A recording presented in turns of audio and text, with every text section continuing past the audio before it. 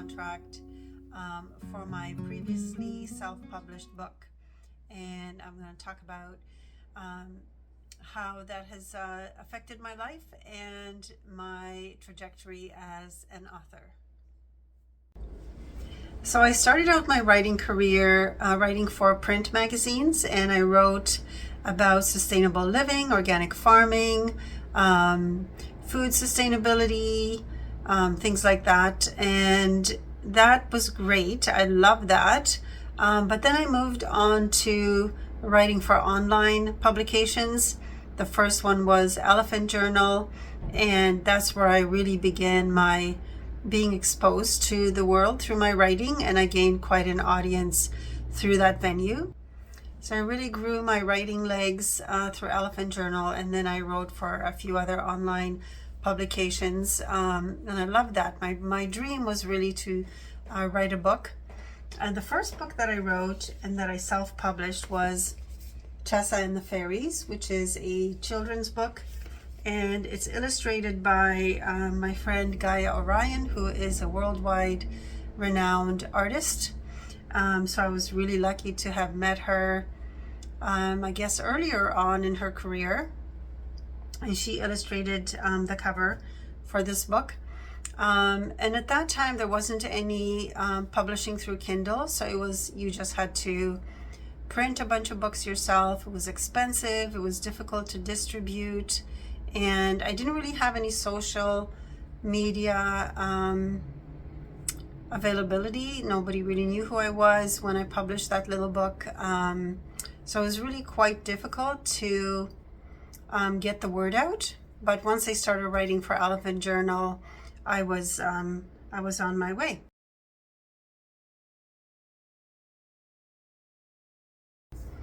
So in 2014, I began writing another series of books that I would eventually self-publish, and it was my Dark Pool trilogy, which are 3 books sequencing the same story. And at the time, I could have approached a publisher, but because I was really fairly unknown in the book publishing world, I was unknown in the book publishing world.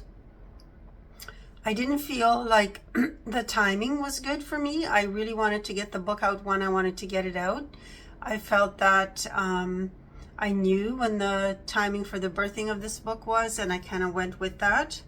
But I did publish at that time then the books. You could publish your books on Amazon and Kindle, and I did that, and it's been a great success. It's now in its 10th year, and I'm just about to rebrand the books, put them all into one with a new cover.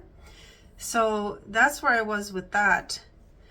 But when I started that trilogy, it was also around the same time that I started writing for Elephant Journal, and I got a lot of confidence through that. I got a lot of confidence through being able to publish over 350 articles on Elephant. And actually, I just recently put out this book, Love, Lust, Loss, which is 69 of my favorite Elephant Journal articles about that subject, love and lust and loss. So I think that having all that behind me, having all that writing experience, having had the discipline to write several books and put them out and have the confidence to just self-publish, I think was a really good step into the world of traditional publishing. I wholeheartedly believe in self-publishing and will continue to self-publish. I did really want to attract a traditional publisher who doesn't want to be published by a traditional publisher. I'm sure there's people that maybe don't, but I did want that. I felt that it would be a real way to boost more of my confidence in putting things out into the world. And when you're self-publisher, you are in charge of your own creative process. You get to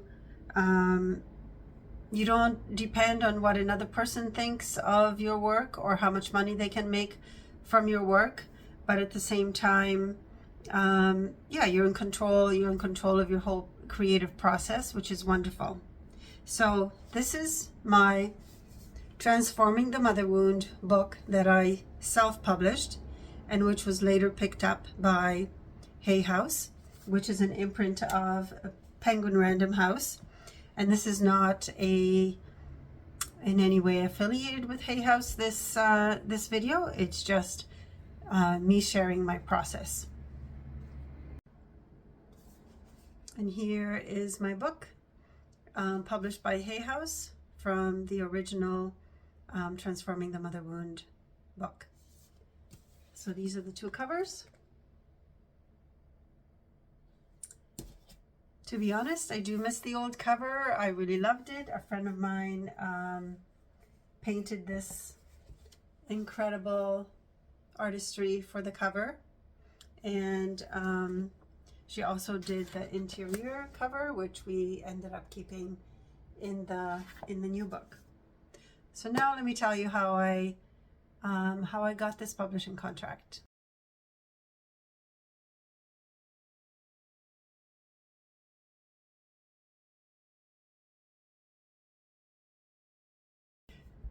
Okay, so how I got this, no, let me start off with this. 30 years ago, I set an intention to become a Hay House author. I had read Louise Hay's book and about You Can Heal Yourself, and I thought, this is a publisher that I'm really attracted to. This is knowing the things that I wanted to write about, I knew that this would probably be a good partner for me in the publishing world. I had a coach and a friend who had had a book published by Hay House, and I asked her what the process was like, because as you know, if you're a writer, it is very difficult to get into a publishing house without an agent, and at the time I didn't have an agent, and I still don't. And so I wondered how to get my manuscript over to Hay House. And she told me that Hay House held a workshop which you could join for the year, where they teach you all about the writing process and publishing process, and that I could join that workshop. And within that workshop, they have a contest. And through this contest, you could submit your proposal, and I think at the time when I submitted, there were 250 authors or writers who submitted their manuscripts and their proposals, and I figured this was my chance to get in without an agent. And the time that I joined the workshop, I had about 4 weeks to write the proposal, which was no small feat. I followed all the rules, and I got some coaching, and I wrote my submission, and it was hard. I have to admit that it was hard, but at the same time, I was super motivated and I was excited about it. And funny thing, not funny, but like funny in terms of synchronicity, I had a feeling that I was going to win that contest, and I did.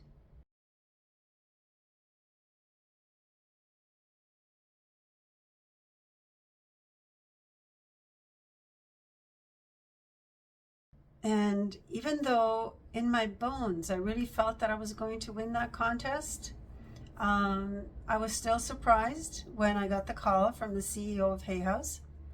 And to be honest, I was so overwhelmed that when he was talking about, congratulating me and welcoming me to the Hay House family, I really didn't have much to say. I was kind of lost for words, and he must have thought, gee, this girl is not really that excited, but I was excited. And when I got off the phone call, I cried for about 10 minutes, and I think I called my daughters first. Yeah, I did. And I called my partner to let them know.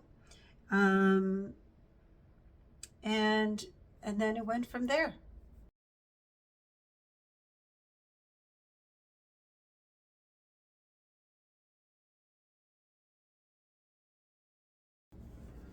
So what has this experience been like? It has definitely opened doors for me in the writing world. It's given me a lot of confidence. It's taught me about being really committed to your writing and really holding the dream close if you want to be published. How to nourish that dream. My book started out as a course, actually. Most people write a book and then create a course out of it, but I make courses and then I create books out of them, which is kind of backwards, but works for me. It's definitely been a learning experience. You have to kind of acclimatize yourself to knowing that your publisher's going to have expectations, just like you have expectations for your book, and that, until your book starts selling really well, there's going to be probably a minimum of communication or help. The marketing and the marketing and the promoting is really left in your lap. You have to do all of that, and you have to be okay with that in order to sell books. I had to get over a lot of shyness to get over that.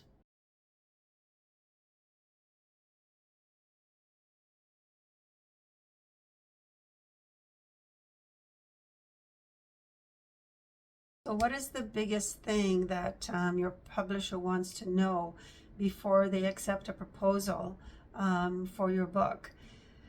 And the biggest thing really is having a lot of exposure, having a good platform, having social media followers. And nowadays, agents and publishers want you to have a big platform because they know that is going to be part of selling your book.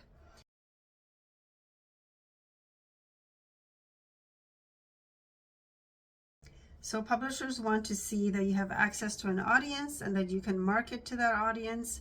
And they're obviously going to go off the submission that you've put in, because you can be confident but not cocky. You have to have faith in your work but not promise them that it's the best thing that they've ever seen. And they're going to want to know, how are you going to market your book? And if you don't have an answer for that, then they're not going to want to hear from you. It's a business, and a business needs to make money, and your publisher is going to be interested in how much money are you going to make for them, which is good, because the more money you make for them, the more money you're making yourself, and also the more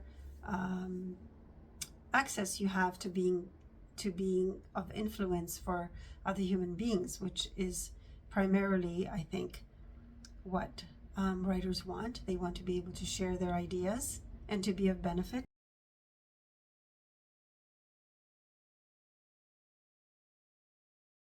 I had to learn to not take it personally if I wasn't receiving a lot of attention.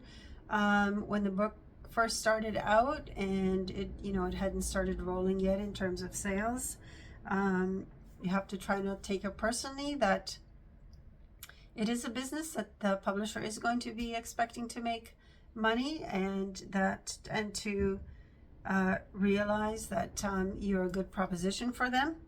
I mean, you do take it personally, but you have to try not to be too personal about it, because the more effort you make and the more you promote your book, the better the results are going to be. The thing that comes with that also is that you're not just your own person anymore with your book. Somebody else has expectations of it, and also you're going to think about what it is that you put out on social media, your own personal views and your own personal politics, for instance. You're going to think about, should I put this out, and what is my publisher going to think? It's a real thing. So it's another thing to think about when considering self-publishing versus traditional publishing.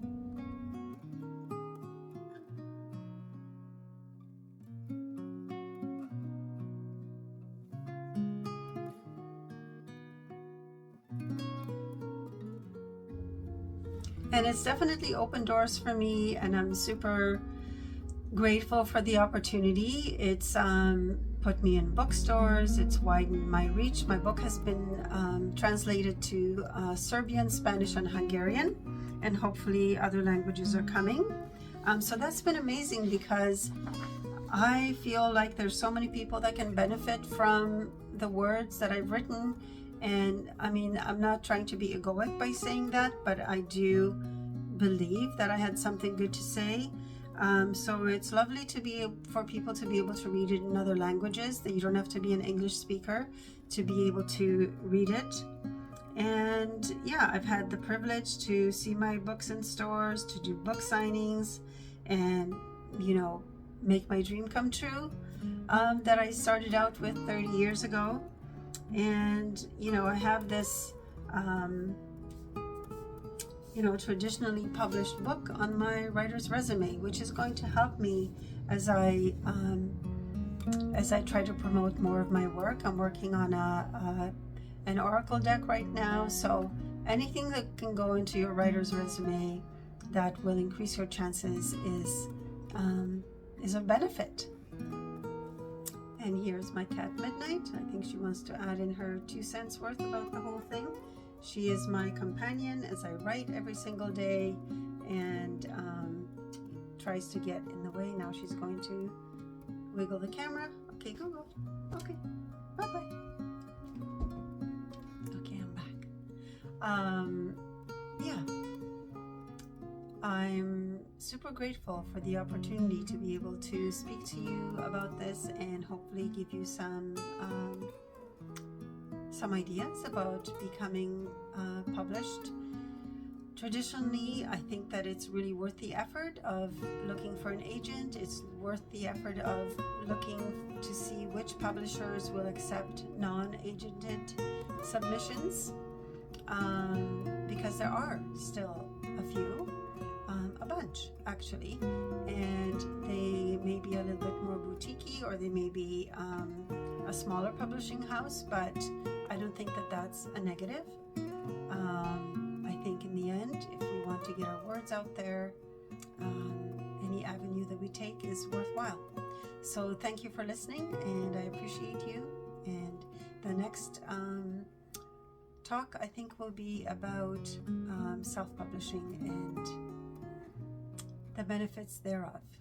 Thank you, and see you again.